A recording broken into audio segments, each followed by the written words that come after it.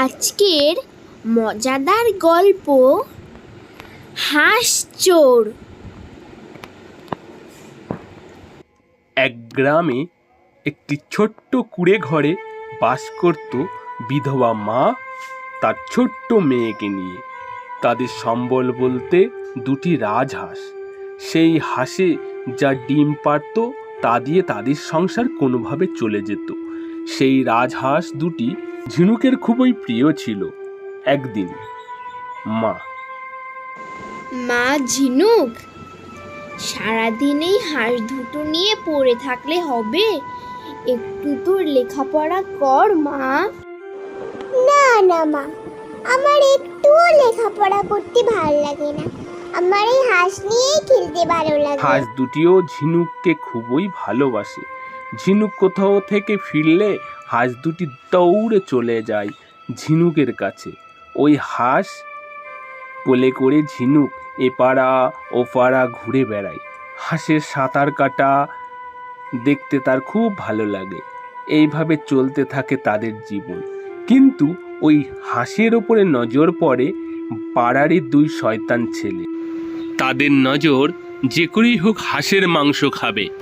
তাই একদিন, বুঝলি পচা, ওদের বাড়ির হাঁস দুটো না বেশ বড় সড়ো হয়েছে, একটাকে ধরে খাওয়া যাক, বুঝলি? মা ঝিনুক, ঘরে চাল আলু কিছুই নেই। তুই কি পাশের গ্রামের বাজার থেকে চাল আলু কিনে আনতে পারবি মা? হ্যাঁ মা, এর আগেও তো বাজারে গেছিলাম, পারবো। টাকা দাও, নিয়ে আস। বাজার তাদের গ্রাম থেকে অনেকটাই দূর। মা, তুমি আমার নয়নমণিকে দেখে রেখো। ঝিনুক যখন চলে যায়, মা নিজের কাজে ব্যস্ত হয়ে পড়ে। হাঁস দুটি উঠানেই চড়ছিল।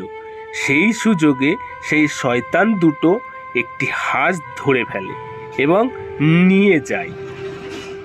এরই মধ্যে পাশের বাড়ির লালু, একটা কুকুর নাম লালু, তাদেরকে তাড়া করে নিয়ে যায়।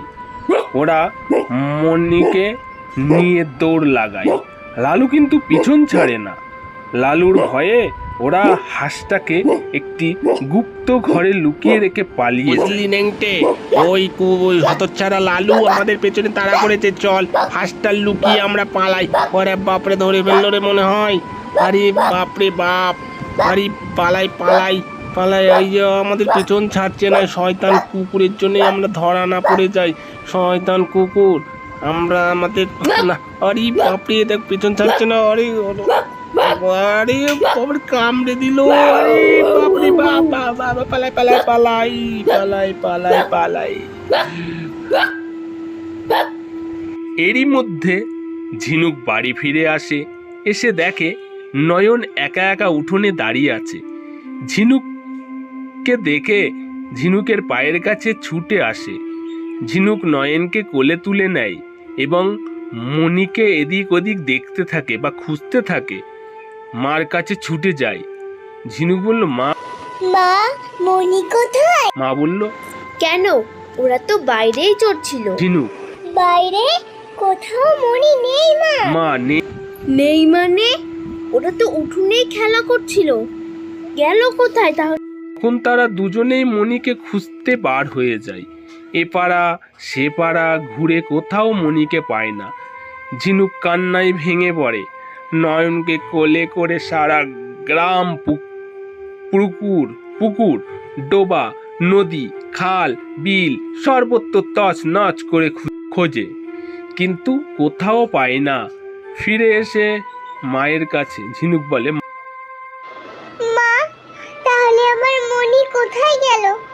কি হলো আমার মণির? কোথায় গেল মা? মা বলে, আমিও তো বুঝতে পারছি না কোথায় গেল মণি। তবে পাশের বাড়ির ওই লালুর ডাকের শব্দ শুনেছি। কিন্তু ও তো রোজই ডাকে, তাই অত গুরুত্ব দিইনি। নয়ন রে, তুই বল কোথায় গেল মণি? বলে কাঁদতে থাকে। ওদিকে পাড়ায় পাড়ায় যাকে যাকে জিজ্ঞাসা করেছিল সবাই দেখিনি বলেছিল। সবাই বলেছিল, কই দেখিনি তো। অর্থাৎ যে শয়তান দুটো ওই হাঁস নিয়েছিল তাদেরকেও ঝিনুক জিজ্ঞাসা করেছিল পাড়ায়। তোমরা কি আমার মণিকে দেখেছ? দেখেছো? কই না তো, দেখিনি তো। বুঝলি কি মুশকিল হলো বল দিনি? বুঝলি পচা, ওই হাঁসটাই আমাদের কালনা হয়ে যায়। পাড়ায় সব জানাজানি হয়ে গিয়েছে।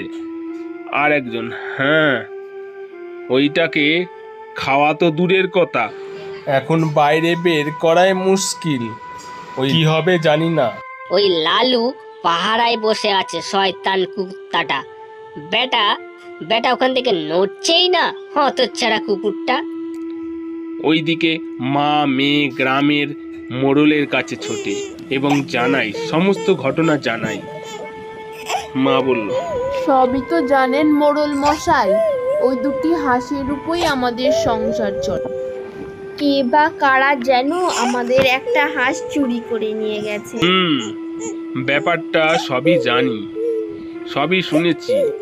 ব্যাপারটা দেখতে হচ্ছে। তোমরা নিশ্চিন্তে বাড়ি যাও, আমি লোক লাগিয়ে দিচ্ছি। ওই হাঁস এই গ্রামের বাইরে যাবে না। তখন মোড়লের লোক খোঁজাখুঁজি শুরু করে দেয়। ঝিনুক বলে, মা, আমার মনিকে এনে দাও, আমার মনিকে যেখান থেকে হোক সে এনে দাও। কান্নায় ভেঙে পড়ে। এদিকে মোড়লের লোক খুঁজতে খুঁজতে সেই লালুকে দেখতে পায়। সেদিকে এগিয়ে যায়, দেখে একটি গোডাউনের ঘরে হাঁসের ডাকের শব্দ। তারা সেই গোডাউনের দরজা খুলে হাঁসটি বার করে নিয়ে যায় এবং সেই দুজনকে পালাতে দেখে। তারা মোড়লের কাছে হাঁস ফেরত দেয় এবং সব ঘটনা বলে। মোড়ল ঝিনুকদের খবর দেয়। ঝিনুক আর ঝিনুকের মা দৌড়াতে দৌড়াতে আসে। ঝিনুকের আনন্দ ধরে না। ঝিনুককে পেয়ে মোড়ল সেই দুই শয়তানের খোঁজ লাগায়। অনেক কষ্টে সেই শয়তান দুটো ধরা পড়ে এবং তাদেরকে উপযুক্ত শাস্তিও দেয়। তারপর থেকে তারা আর কোনোদিন ওই হাঁস চুরির নাম করেনি। এখন থেকে ঝিনুক আর ঝিনুকের মা দিব্যি ভালোভাবে তাদের জীবন যাপন শুরু করেছে। তারা এখন ভালো আছে। আজকের গল্প এখানেই শেষ হলো। ভালো লাগলে ভিডিওটিকে লাইক করো, কমেন্ট করো এবং চ্যানেলটিকে সাবস্ক্রাইব করে রেখো। আজকের মতো ধন্যবাদ।